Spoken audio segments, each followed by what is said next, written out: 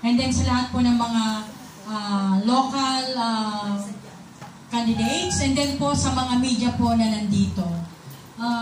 Kami po ay from Citizens Crime Watch Internationally Unified Force and Anti-Crime and Corruption. Ako po yung National Chairman. Ang aming National President po si Police Major General Attorney Arnel V. Escobar, na running po ngayon as a Senator.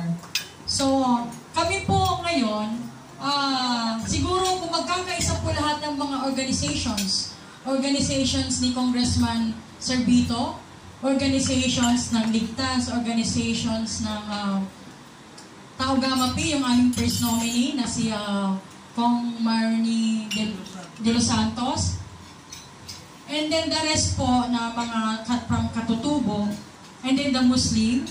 Meron po kami sa Mindanao po, meron na kaming 14 million na organizations na ang aming pong director ng Mindanao, siya po ang may hawak ng organizations namin doon.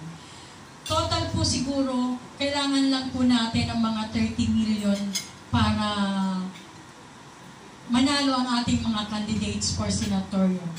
Kasi po, sa ngayon, kung mapapansin nyo, lahat po ng mga senators ngayon na nakaupo, siguro yung mga tinatawag nating trapo, the corruption is there, hindi na nawala.